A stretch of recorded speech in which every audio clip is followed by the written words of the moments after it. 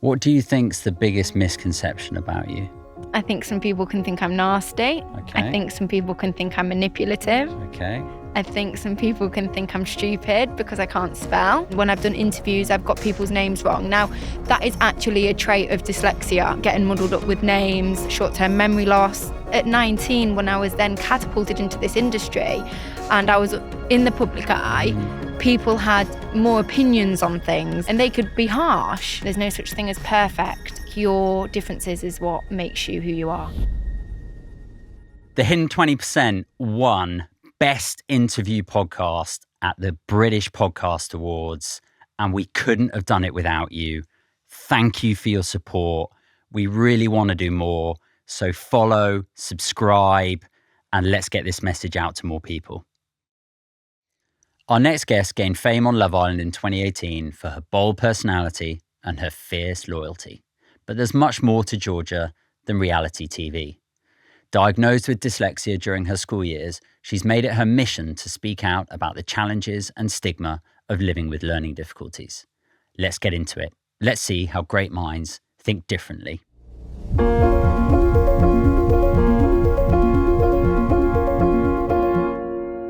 Tell me about being dyslexic. So dyslexia is something that I've obviously grown up with.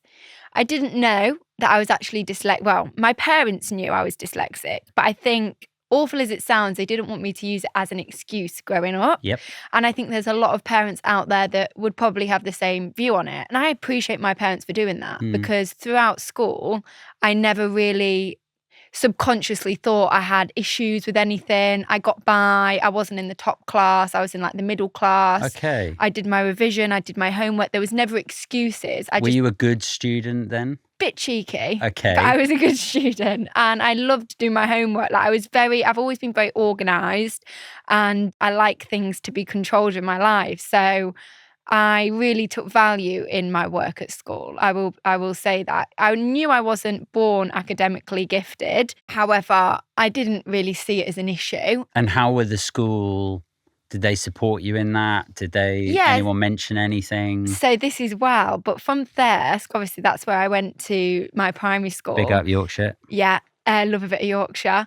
My school was so small. So I actually went to a Catholic school from primary. There was 5 people in my year. Wow. Yeah. And I think my mum wanted me to go to that school, one, because her mum was Catholic and also because it was so small. And my mum's also dyslexic. And I think me growing up, she knew I obviously had the signs of dyslexia. So I think putting me in a smaller school was a better option for her.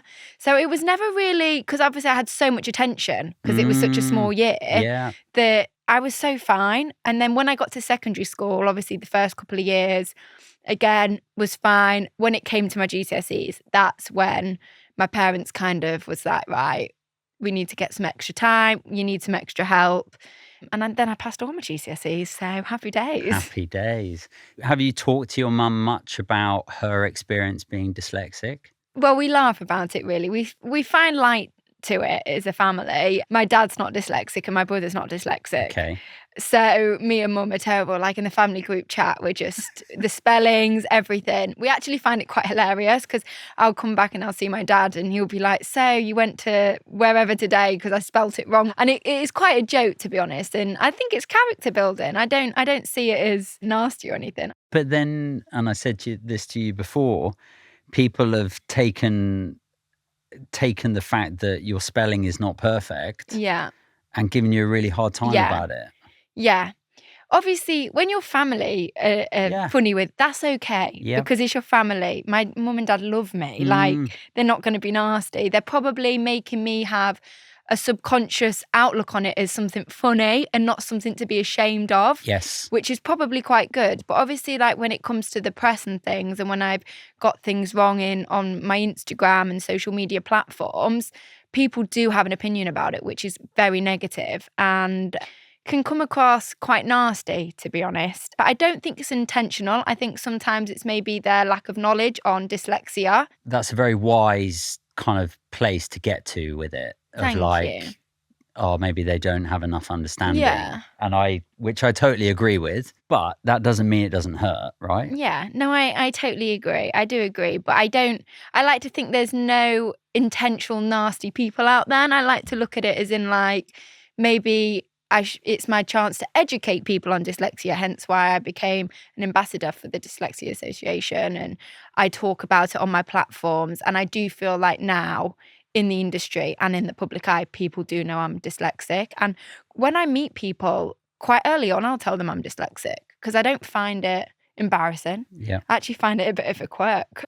We've had amazing dyslexic guests on here, and obviously I've spent the last couple of years learning much more about it, although I'm not dyslexic. And I had that kind of ignorant view, 2 years ago, that if you're dyslexic, you're bad at spelling and that's it. Yeah. And it is so much more from a positive and challenges kind of perspective. Tell me about some of the positives. Okay. Of how your brain works. Okay. Oh, I love that question. I'd like to think I'm quite creative. I've always loved art. I've been a dancer throughout my life. So I've always been quite creative in that way. And like, as an influencer now and like my modeling and stuff, I feel I can be really creative in that area of things. So I think maybe because I lack academically a slight bit, maybe I make up for it in other areas of my life, like my organisation. On it. On it. Are you on it? My wardrobe. Red, pink, it is. I mean, it's black, grey and white because that's all I wear. But I mean, it's very organised. Even my sock drawer organised. Like, I like things to be organised. Okay. I can see that you actually have to do a lot of travel. And so how do you handle that? The truth of it is, I actually know no different. I came into the industry. I moved out at 18 to go to university in London. I then was scouted at 19. I'm now 26. I know no different to the lifestyle I have. Like, I literally know no different. So I'm kind of adapted to it. I'm very used to it. I'm very used to last minute travel, itineraries, last minute organised meetings. And God, it's my idea of hell. Yeah. But like one of my best friends from school is a teacher, my best friend. Now, her life has been a teacher. Monday to Friday, she goes to school and does her teaching. She goes home and work's finished. She might mark a few books. Weekends, she lives for going out with her friends and seeing her boyfriend and maybe seeing her mum and dad. Yep. That is her life. She's so happy in that life. For me, looking at that life, I couldn't do that. Okay. Her looking at my life, she's like, anxiety levels would be up here. Like, she wouldn't be able to cope with last minute travel here, travel there. Yes. Like, she even says to me, gee, we're so far apart, but we couldn't live each other's lives. I don't know, I'm just so used to it now. And I think maybe I flourish in that department of last minute things and being on the go. I remember when we had Chelsea Grimes on here and, 1 minute she's presenting, the next minute she's playing football, then she's writing music. And she basically said she's found and gravitated towards what makes it work for her and how she can flourish. And so it sounds like you lean and embrace the world where you feel at your best. I kind of find it exciting. I don't know where I'll be next week. I don't know what I'll be doing. I don't know what jobs will come in. I haven't got a clue, but I kind of love the thrill of that. Keeps me light. But also I come from a background where my mum and dad work for themselves. My dad buys and sells tractors and my mum owns like a party business. She decorates weddings and so on. So my dad doesn't know what he's doing week to week. He doesn't know what tractor he's going to sell. And I'll never forget, like, one day he walked in and he was like, oh, I've made profit on this. And then I was like, oh, Dad, that's amazing.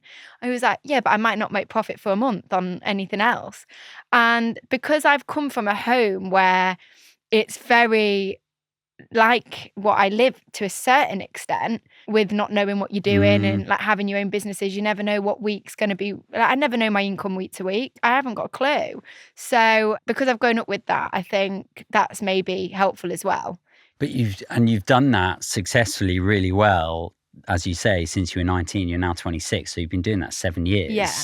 Not many people can say Yeah. that in the world that you work in. Yeah, well, thank you. But I think I want to like credit my mum and dad there massively, because at 19 I was in this industry and I was successful. So I had them to kind of help me. And because they had their own businesses, they kind of knew like where to maybe invest and Yep. like property and things like that. Yes. And that really, really benefited me. So if it wasn't for them, maybe, I don't know, I wouldn't have had the knowledge and support because I wouldn't have known. So you were diagnosed at high school, is that Yeah. right? Yeah. And how did that actually come about? So I think mum and dad knew, they knew. And it was definitely a thing, but it was just, you get by type of thing. And then when it came to my exams, my mum was like, exams are very important, education's very important, which I totally agree with.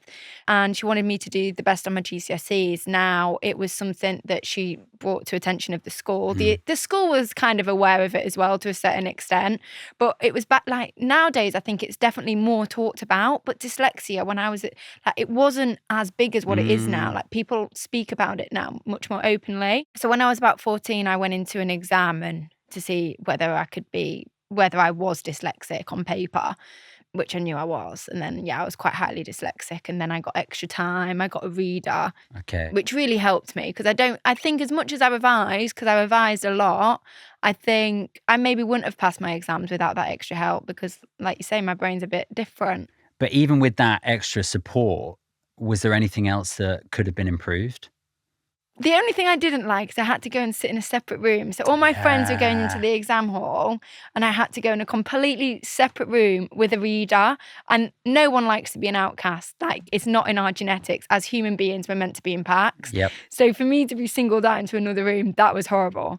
But I mean, it was for the exam week. It wasn't for long, and it is what it is.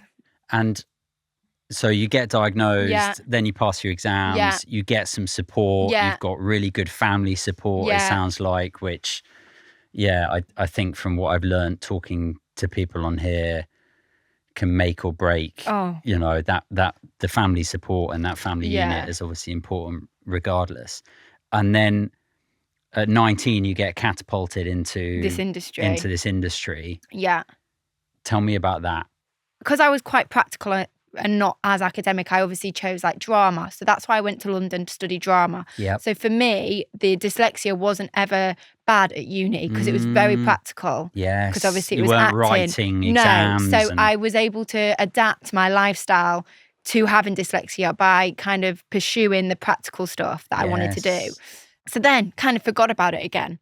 Obviously when we did Shakespeare at drama school, wasn't the best in that, but I got by.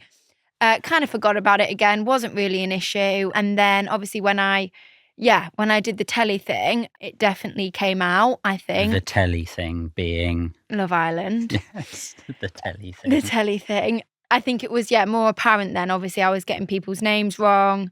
I was under a microscope at 19. You were getting people's names wrong on Love Island? Yeah, I think so. I definitely have in the recent one. And when I've done interviews, I've got people's names wrong. Now, that is actually a trait of dyslexia, getting muddled up with names, short-term memory loss, things like that. But like I said, it wasn't really a thing that I had to really speak about because my life wasn't under a microscope. Whereas at 19, when I was then catapulted into this industry and I was in the public eye, people had more opinions on things and they could be harsh. Yeah. Did you talk about being dyslexic on Love Island? No, because it wasn't really a thing that I felt I needed to, if I'm honest. Yeah, I mean, in your day-to-day being on Love Island, I'm trying to think of a situation where you've got lots to read or spell or any of the sort of typical maybe if I understood challenges. The audience and the public eye and things, I maybe should have said something. But because like my friends and family, if I got a name wrong, it wasn't even a thing. It was a minor. Like that was me. It didn't matter. Yes. So I never felt the need to kind of tell people I was dyslexic. And then obviously when I went on Love Island, I had no knowledge of the outside industry and world really. I was very from a small village and I wasn't really worldly. So I didn't know the it would be such a big thing, let's say, which going back, I would have said something. So then when you came out Yeah. of Love Island, then what happened? It's like overnight success, let's say. And at 19 years old, it was a lot to deal with. It was a completely different lifestyle to the life I'd been living before. Like I said, I came from like a small village. Like everyone knew everyone. And then all of a sudden I was in London under the public eye. Like it was just a massive, massive change. And I look back on myself then and I think, oh, like, just want to give her a hug because she was like going through a lot. What did your parents make of it? I think mum and dad are very different. So my dad was a lot more, my dad's quite calm. Okay. He just wanted to make sure I was all right. Yeah. Whereas I think as well for my mum, like she was new to the press. She'd never gone through it herself. She was reading articles. Like my family had to adapt to it massively as well. Yeah. Whereas my dad's quite private. He's not interested. He'll message me to make sure I'm all right. Yeah. Whereas sometimes my mum might think, oh, where is she? Or I'll look on her Instagram rather than message me. Okay. Now she messages me because she knows that situations and whatever. But it was an adaptation for them as well. It wasn't just me. So I've got 3 daughters. Oh. And you talking about that as a 19-year-old slightly terrifies me as a father. Yeah.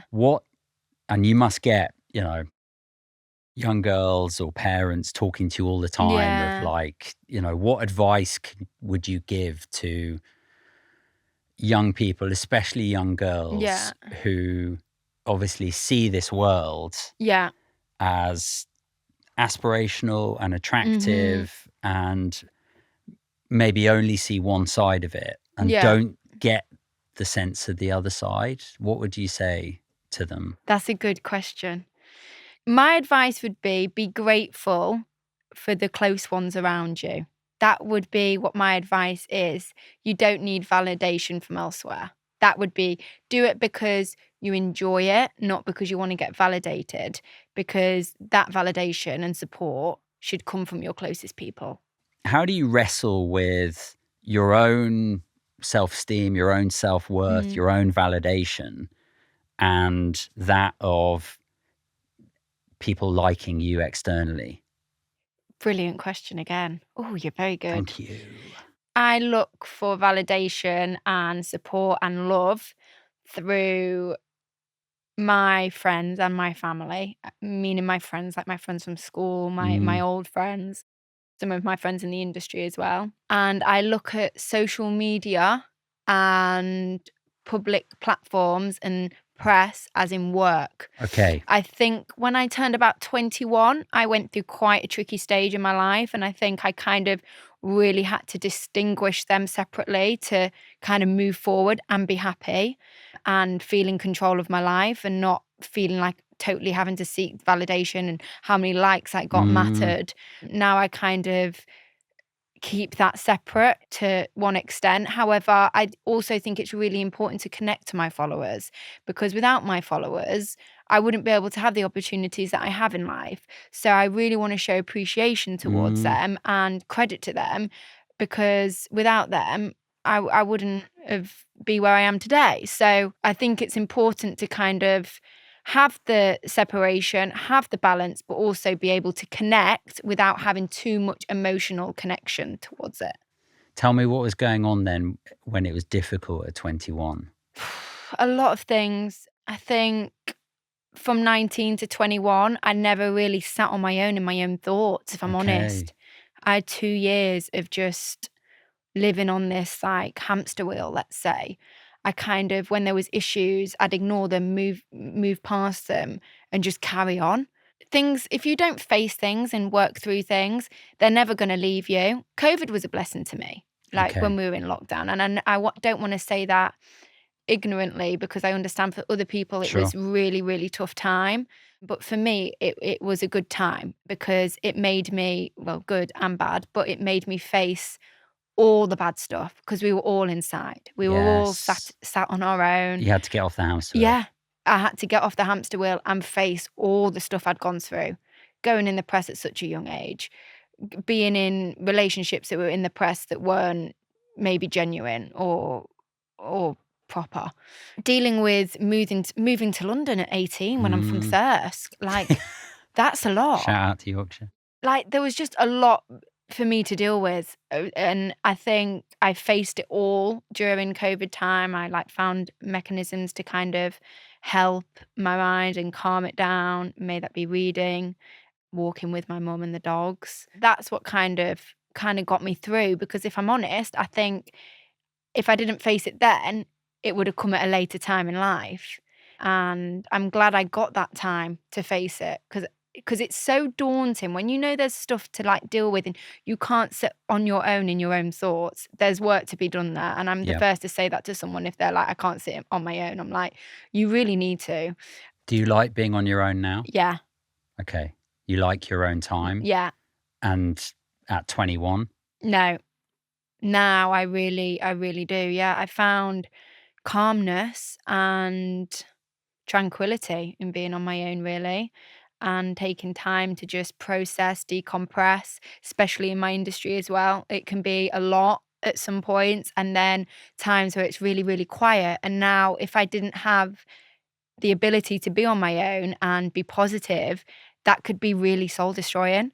So I think, yeah, it's important to have that time to kind of learn about being on your own. And so if 21-year-old Georgia was sat here now, what kind of It'd be a completely different conversation. What kind of chat would we be having? It'd be here, there, everywhere. It'd be thinking about what others think. It would be, how is this going to come across? And don't get me wrong, there's still elements of that. And I think that is in every human nature. You are human. Yeah, of course. But I think now I have more control over that, and I know ways to maybe direct my mind in elsewhere thoughts. What do you think's the biggest misconception about you? I think there's a lot. I think some people can think I'm nasty. Okay. I think some people can think I'm manipulative. Okay. I think some people can think I'm stupid because I can't spell. Okay. Some people think I'm selfish and I don't think about other people's feelings. That was someone's opinion from the show. I do read what people say. Do you? Even when it is negative, yeah. I have kind of got quite a thick skin and a wall up now. And I do like to see people's interpretations of me from shows. I do like to see that because it gives me knowledge on what I'm working with and kind of what the public's opinion is on me. It's your work. Yeah. So I kind of, it'd be like me saying, I don't want to know what you think of my drinks. Yeah. I don't want to know what you think of the podcast. I don't want to know what you think of anything.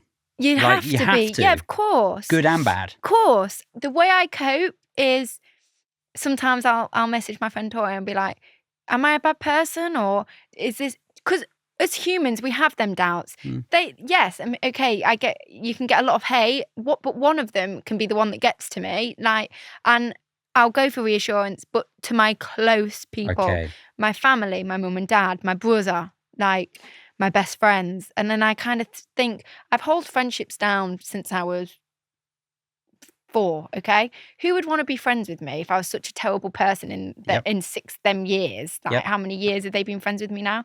My parents, massively, massively in my life, value their opinions so much, and I know they value my opinions now. Would I have such a great relationship with them if I was such a horrible person? No. I've had some really nice relationships in my life. Would that be such a thing if I was a bad person? No. So I kind of like to look at it more factually to kind of help me not let the bad stuff get to me and understand that reality television isn't real life, and sometimes things are made for entertainment, and unfortunately the public, people watching, sometimes forget that. And I just think it's nice to make people aware of that, because it isn't EastEnders, it isn't Emmerdale. Yes. Good old Emmerdale. Yeah. Like, the thing is, if on EastEnders, for example, if there's a villain character, they're known to be like, it's not personal because they're a character. Sure. Now, obviously, on a reality TV show, yes, it's reality television. I totally understand that. However, things are heightened to create characters for entertainment. Yep. So I think sometimes people should maybe look at it from that angle rather than everything's so legitimately true, basically. So what's the nicest thing someone said about you? don't know. I find it really weird. So, Yeah, I know. That's why I've yeah. asked you the question, Georgia. Sorry to make you feel uncomfortable, but I mean, it's awful, isn't it? Because you can get so many amazing Sure. comments and you do focus on the negative. And again, from reading books, I've really noticed how your brain is a subconscious thing your brain does, because it's like if you're in danger and like going back to ancestries, if you're in danger, that's the thing that you focus on for Yeah. survival Yeah. and like instinct. So we do actually kind of subconsciously not think about the compliments as much. But I think people, Has they say anyone I'm a nice person. ever told you that you inspire them? Yeah, Has anyone ever told you that you've helped them? yeah, Has anyone ever told you that they've learned something from you? yeah. Yeah. Oh, People you don't know. Yeah? yeah, Yeah. yeah. And so what's the worst thing that someone said about you? That my mum and dad should be upset that they had me or something. Yeah, awful, awful. And I think for me, because that's affecting people that I love the most, that makes me even more upset. Do you know what Yeah. I mean? And then, but my mum and dad laugh about it. They're just like, "Oh, gee, don't be so silly." Like, but yeah, I feel for them really, because I'm like, oh God. How much now do you feel like this is part and parcel of like you can't please Yeah, everyone exactly. and your job is being in the public eye? Totally, totally agree. And like I said, I've throughout the years now, there's definitely tools and mechanisms I know that make me able to live in this world and not for it to be damaging to me. Like, Can you tell me about some of those tools? yes, reminding myself of the people closest to me. Like Mhm. I said, going back to friendships, I've held down lots of friends, my family, my career. Like, I love where my career, I've been working with brands now for going on 6 years that I've kept relationships with and I work with over the years, over and over again. So I remind myself of that. I remind myself that the way that I've maybe been portrayed to the public isn't always true. However, I take full accountability for that because I did put myself on a show. So I will never make myself a victim. Yeah, there's mechanisms. What else? Oh, see, I love reading. I love the little things in life, like going for a walk, sitting in the park and reading a book. Like, I'm literally so simple. And people probably would not expect that from me. But the little things in life bring me the most joy. So I kind of do a lot of that as well. But you enjoy your work. I love my work. But your work is so different from the little things Yeah. that you enjoy. That's why I think it's really good to have balance. Okay. I love my work. I love traveling the world, doing shoots, going to amazing events, meeting cool people. I love my job, but I think for me to be able to do my job and be the best person I can be for that job, I really need to do the small things, like be at home and chill and read a book and go for a walk and go to Pilates and them little things that no one sees. Yes. They're what give me the momentum to be able to do the other things. Yeah, because it's interesting, isn't it? The life of people who live online can be like, oh, that's all you do all the Yeah. time, and there isn't Yeah. the downtime, Yeah. and there isn't those Yeah. simple things. Like my mum will always say, well, you should show the little things. You should show. But part of me again, I think it's nice to keep some things to myself. Like, I think that's also really important as well, to have a balance and not share everything, because then you've Have got. you always done that? No. Okay. That's another thing that happened when I was about 21. I became a lot more private. I became a lot more choosy with what I shared. And that doesn't come out of me wanting to be like all private. I just think it's healthy to keep some things to yourself and protect them and look after them, because when you do put something out to the public eye, or when I post on Instagram, it is going out there. Like I said, I put myself on a TV show. So Yes. I knew what I was getting, like, to a certain Yes. extent. Not when I was 19. I did not know that it would blow up as much as it did. Like nowadays, when I do an interview, I know what I'm getting myself into. So the more private things, the things that I really like and want to look after, I will keep them to myself, because I think that's okay. I Yeah. don't have to share that with everyone. Yeah, and it's like, it's up to you, right? Yeah. It's your choice. How do you then deal with, God, like this morning, we're launching this new project. It's really exciting.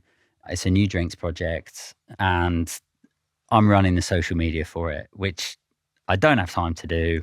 I'm really rubbish at, and it takes me way longer than it should. Like lots of words and writing and settings. How do you deal with all the words and that world? So my management have obviously, they really take into account that I'm dyslexic. Okay. So when it comes to captions, when it comes to writing, when it comes to briefs for work, because like for example, for like if I have to advertise a lip product, Yes. there'll be a big list of what is required for that. Yes. Now my management will break that down to me. They have adapted because of my needs. Say like the post, and I look at it over and over and over again to make sure like it's okay, because it is going out to a lot of people. There's no spell check on Instagram. No, there is no spell check on Instagram. So no predictive text. No, nothing. So I mean, it's a risk. Every time I post something, I'm like, oh, it's a risk, but it's fine. You just got to go over it. But it sounds like from a work perspective, having the adjustments in place, and you're not being a diva. You're not kind of, people aren't going out of their way to kind of go, oh, hold on a minute, we've got to do this for Georgia. Everybody just adapts into the rhythm of, well, how are we going to get the best result? Yeah. We've got this project for this brand. Exactly. And we need to say these 10 things about this lip gloss. Exactly. We're a team. Yeah. So I want to talk about the documentary that's been released on Netflix. Can you, for listeners, watchers, give us the headlines? Yes. So the documentary is about a fraudster that I met that posed to be someone completely different to who he was. And I spent 2 weeks with him, 3 weeks with him, and was conned out of a lot of money. And the documentary is shedding light on my experience and to kind of educate people in the field to be aware of the signs of a fraudster. So I'm really trusting. Yeah. And I'm really trusting because I have a naive belief that everybody in the world is good. You're definitely from the north. And that everybody is honest. Yeah, totally. And why would you want to hurt someone and take advantage of someone? And that's got me into trouble in the past, in work, in my personal life, of basically I start from a point of 100% trust, because why wouldn't I? You started from that point, and for those listening, you're nodding along to me as I'm talking there. Because I can completely relate to what you're saying. And so I'm, if people want to know about the documentary, they can watch it, they can read about it. But I'm more interested, I guess, in what goes beneath it of, let's talk about trust. Now, when you speak about it, I think that is so lovely. I think it's so nice to be like that. Like, that's such a nice world to live in your head, like to think everything's nice. And that's so nice. And from being from a village like I was, I had no reason to think like it was lovely. That's why I said from up north, because like it's more smaller. You don't have to be as aware of your surroundings as if, say, like you grew up somewhere in a city that's a lot more busy. I feel like you have to be a bit more aware, a bit more streetwise, a bit more worldly. Whereas in my village, I didn't have to be. Yeah. So I never felt the need to not trust people. I was exactly like you, 100%. And obviously the experiences I went through have definitely changed me slightly now. I'm someone that is, I believe in you earn my trust. And I know that might sound really arrogant and really awful, but doesn't mean I'm nasty. I just won't trust you until I know you. And that normally comes when people are a lot older, I think. I'm old. Yeah. No, it's not happened. I'm 41. Because I tell myself rationally when I've been hurt or when I've been manipulated or when I've been taken advantage of, I'm a bright man, so I can intellectually go, well, maybe don't make the same mistake again and don't trust people so easily because then they won't take advantage of you. But it's in me to go, well, this is how I behave and these are my values and this is how I approach my personal life, work, etc. Is it like, no, it's lovely. Surely that's what everybody does. I think it's lovely. But unfortunately, I'm no longer like that. Yeah. So you want to come on this podcast? You don't know me. It's a big thing for me. It's a big thing for you. Like, I've been on podcasts in the past where it's been my friends, where it's people I trust that have been my friends for 5+ years that I love. Mm. So I feel really comfortable.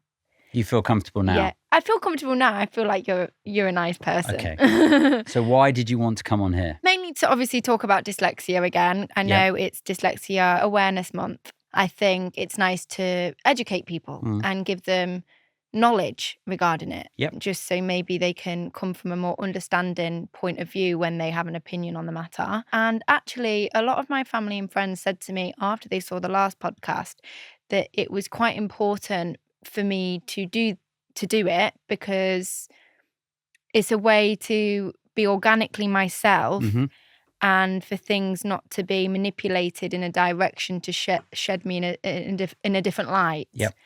And I think it's quite nice to take the opportunity to kind of just be myself, sit here and talk. Talk about selling tractors and walking the dogs. And exactly, and reading books.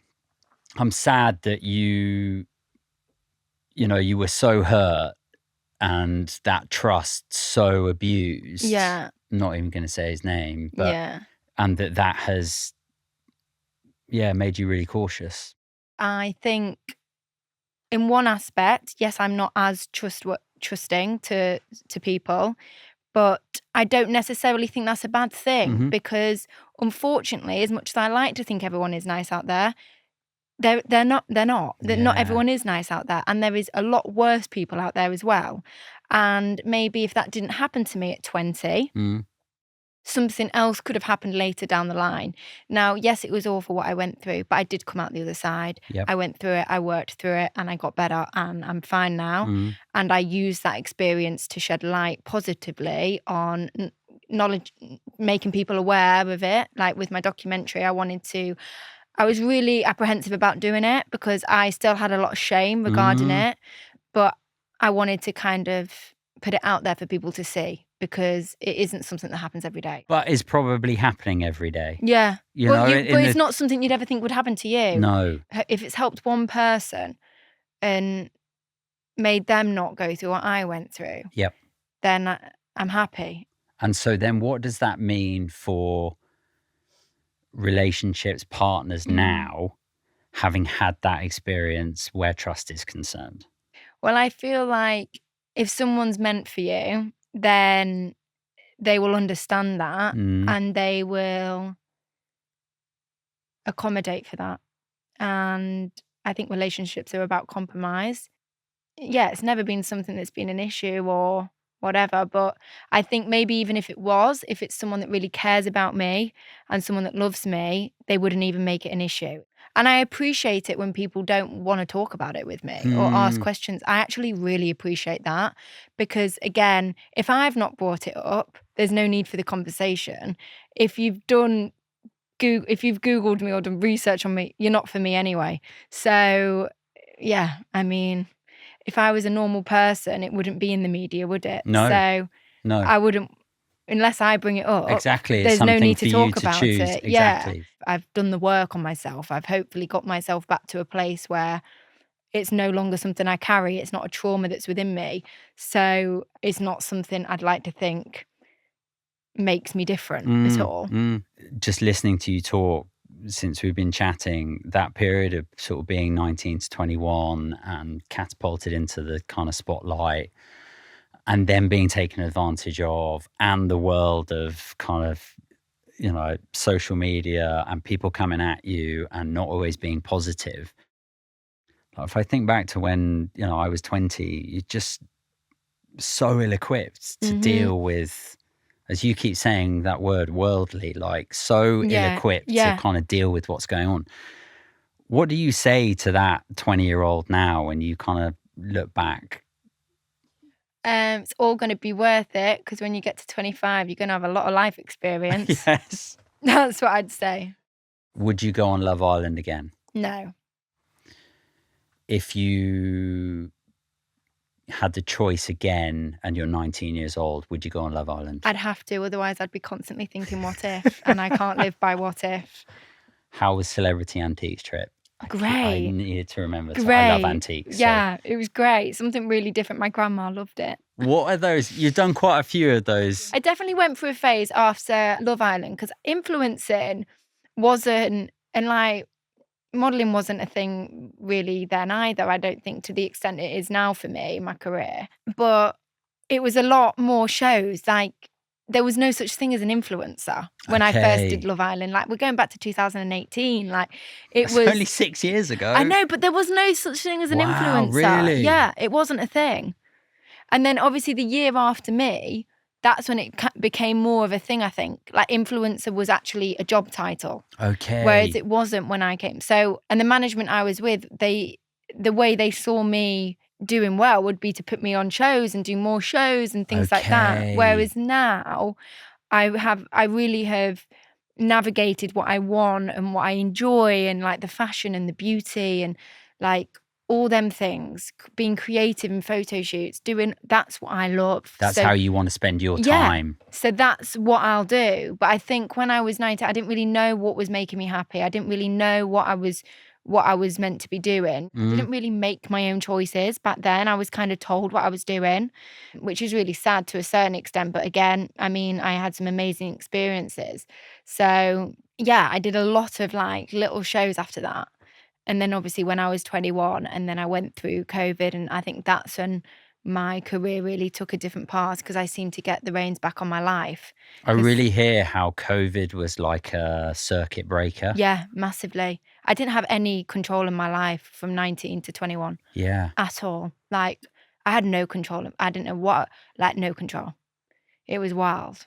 So and now wild. you feel in control. Oh, I feel totally in control, and I make my own choices. You seem really composed, like you describing this 19 to 21-year-old hamster wheel.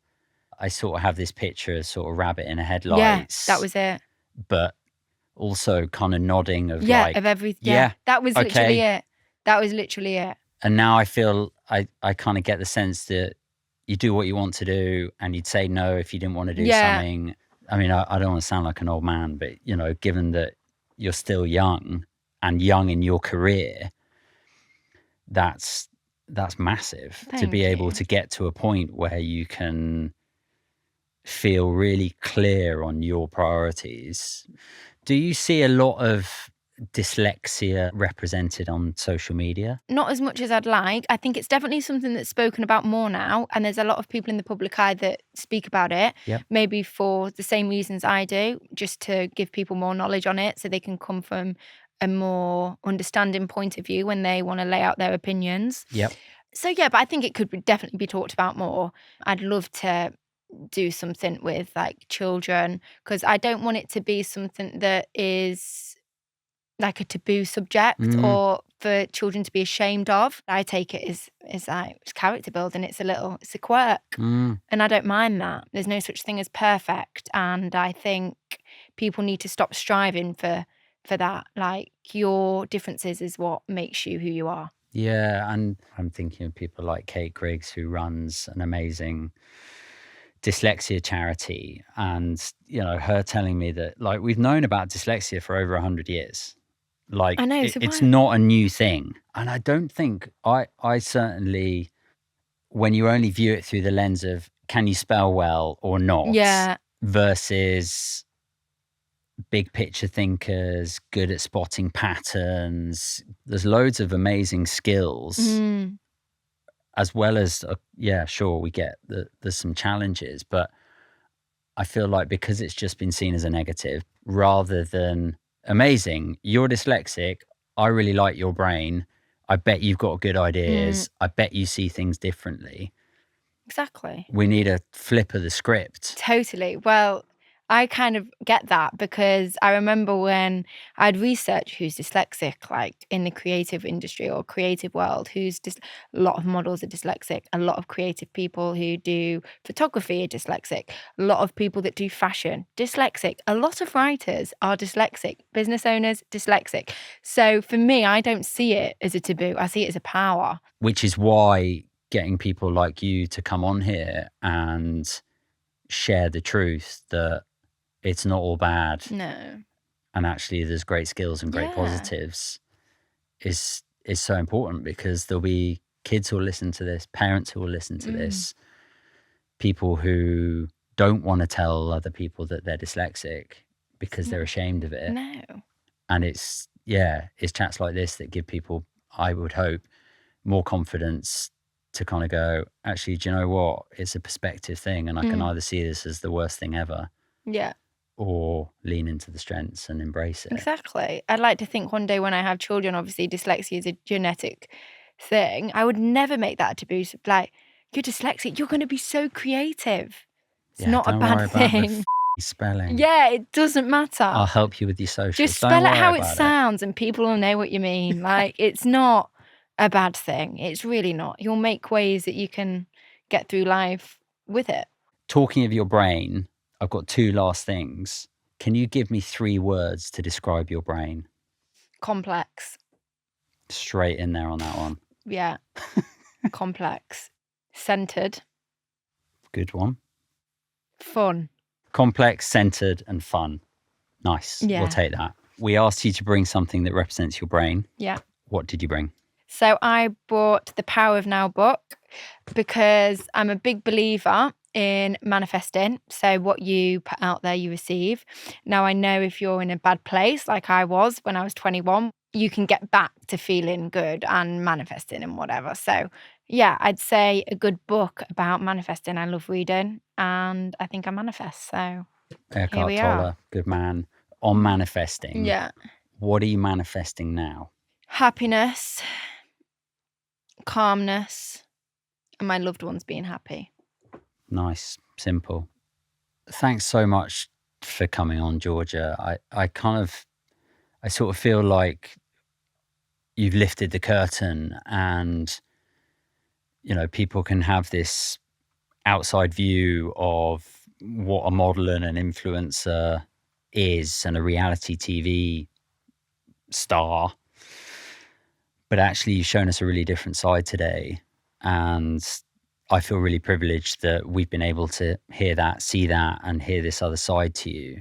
And I sort of feel like you need to be one of those dyslexics that writes a book. I'd love to write a book. Yeah. Any literary agents listening? I'd need a reader there and a writer. All right, you can have those. But in all seriousness, thank you, Georgia, for coming on. You do have this amazing platform. You are talking about dyslexia, and I know that's going to be really powerful for people to hear. So thank you. I've had a lovely time. Thank you for having me.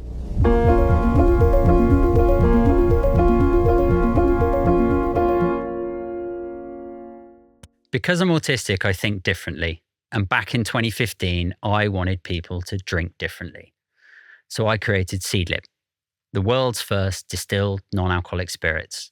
I took Seedlip from my kitchen to 35 countries and the world's best bars, restaurants, and retailers.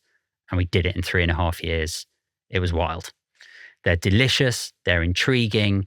They're these distilled botanical blends you can just mix with tonic or have in a cocktail. You really don't need another sickly, horrible mocktail. Check us out on seedlipdrinks.com or Amazon and let me know what you think.